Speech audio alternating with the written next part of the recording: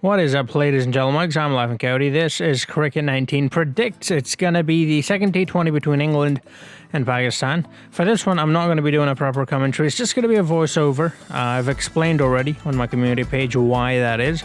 So if you want to know, go check that out. Anyways, before we get into the game, you need to do me a favor, hit that like button, hit that subscribe button, hit that notification bell. Also, do consider becoming a channel member. Thank you to everyone who has become a channel member already.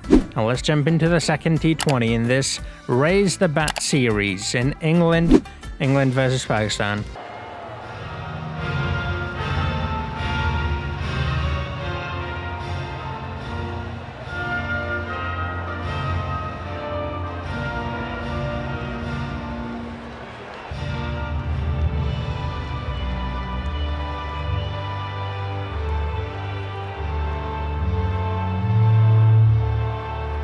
Alright, England versus Pakistan, there are two lineups.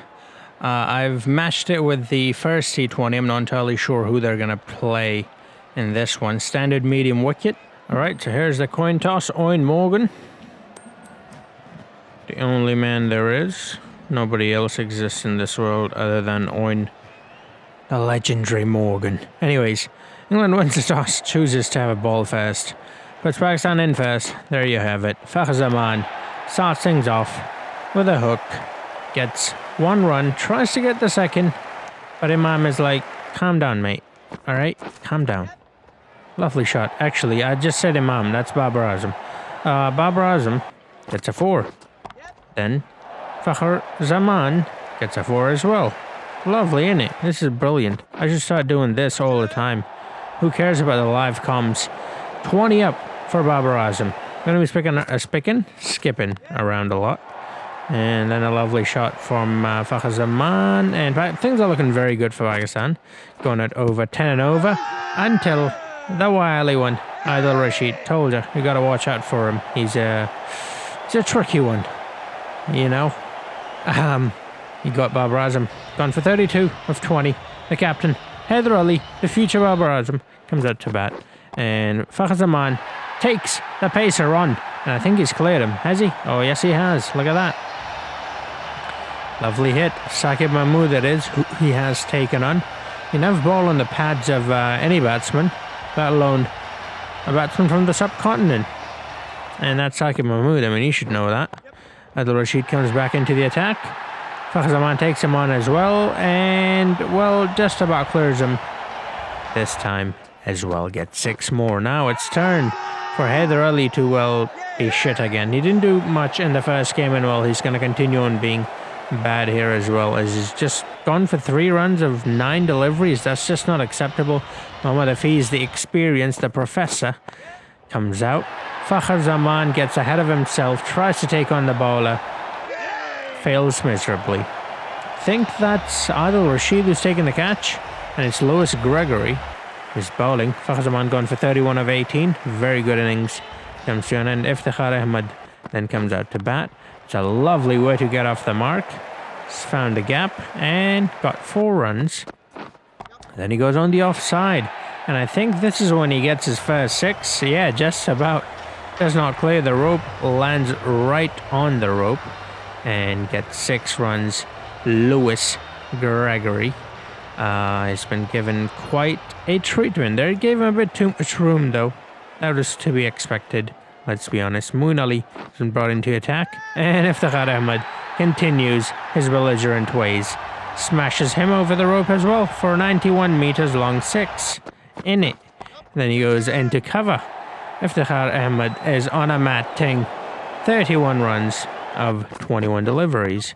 Then Tom Curran, but he does not care. Well, he takes him on all the same, but he loses his wicket. That's the only difference. Gone for 31 of 22. Mohammad Rizwan comes out, and Hafiz goes into extra cover and gets 10 runs of 10 deliveries. He's not doing too well because he's taking up too many deliveries. And just as I say that, guess what? He hits a 6. 17 he moves on to a 14. It's an 81 meter long 6, a full toss. The delivery that should have been put away for a 4 instead.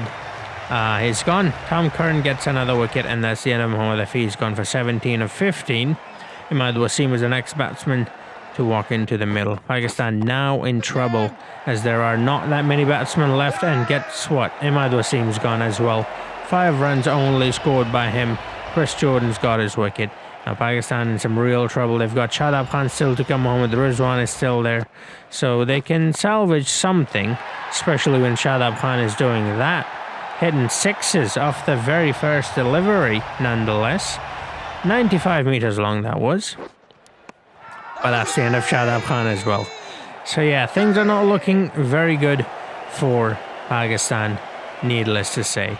Shadab Khan gone for 6 of 3 deliveries. Shaheen Afridi comes in.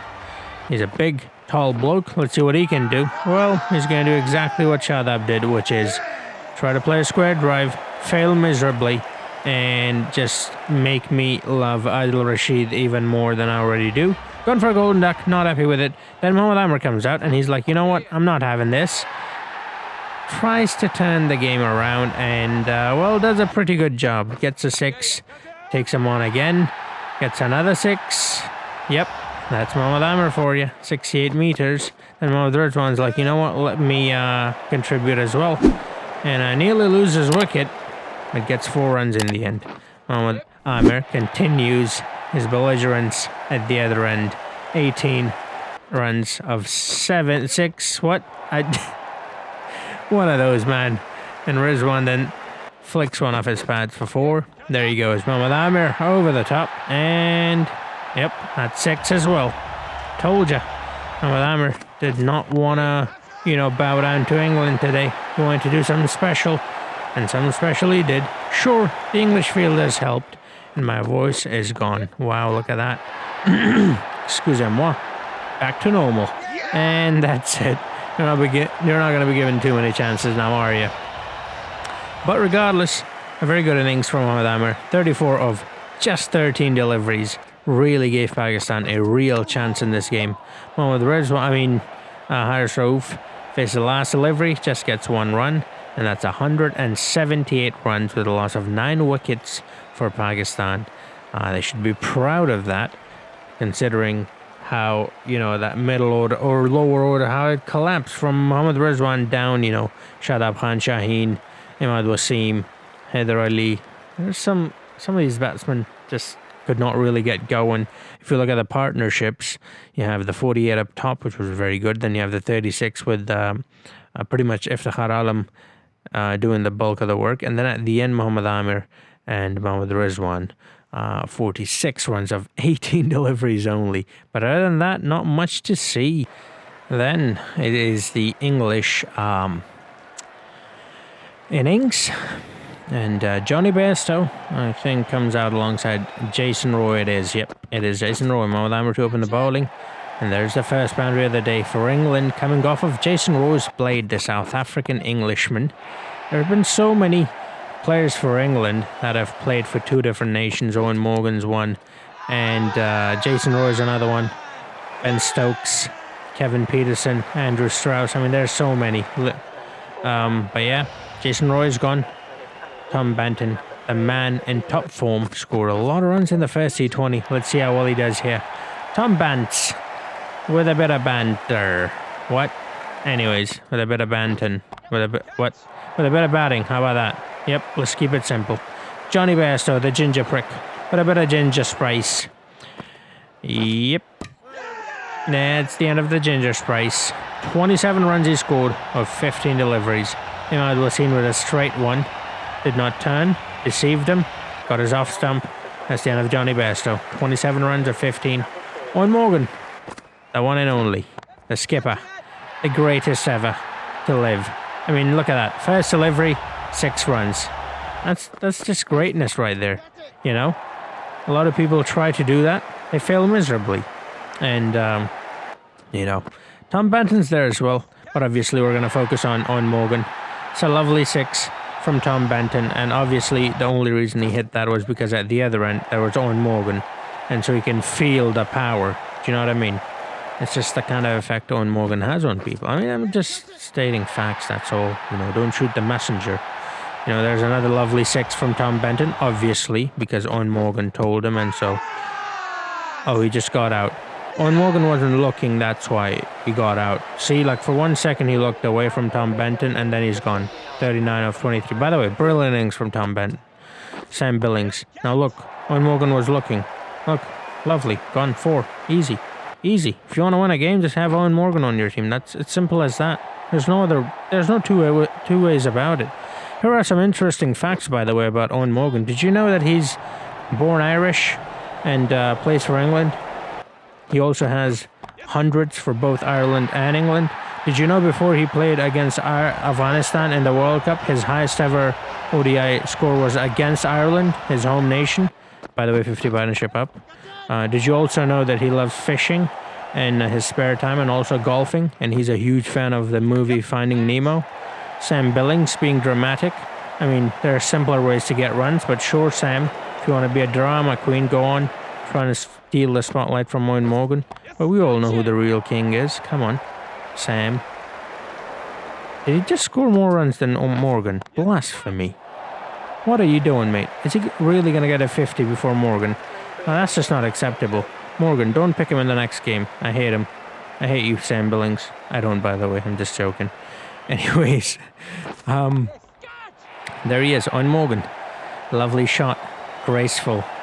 By the way, did you know that Owen Morgan is the only player to have played for 2 different countries in the ICC World Cup? No, not the only player, sorry. The 4th ever player to have played for 2 different countries in an ICC World Cup. Guess what? Not only does he get the win for his team, but he also gets a 50 for himself. We're just going to ignore the fact that that was a catch and he was dropped, obviously, because, you know, I mean, how can you take the catch of Owen Morgan? You know, it's just not possible. He had to drop it. He didn't have a choice in dropping that. He had to. If he wanted to live, he would have, you know, he had to drop that. Anyways, England have won the game by quite a lot of runs. Obviously, thanks to Owen Morgan, his captaincy, his batting, even his bowling skills were brilliant today. I know he didn't bowl, but, you know, they were... Shut up, fight me. How about that? Anyways... So England won in the game. That's what Cricket 19 thinks. I think Pakistan's going to win in real life. I'm not going to lie. Although I am a bit scared of Owen Morgan doing all sorts of naughty things with us, with a bat. But, yeah, do let me know who do you think is going to win. And like I said, I was a bit busy. That's why I'm doing the voiceover like this instead of a live comm. I hope you're still enjoying it. Tried to make it a bit fun. I might have gone a bit too far with the Owen Morgan stuff. But, yeah. Anyways, thank you for watching. I hope you will continue watching my videos after this shitty video. But yeah, thanks for bearing through this one. And I hope I'll see you guys in the next one. Until then, have a nice. Follow me on my social media, like, subscribe, all that. You know the drill. Come on.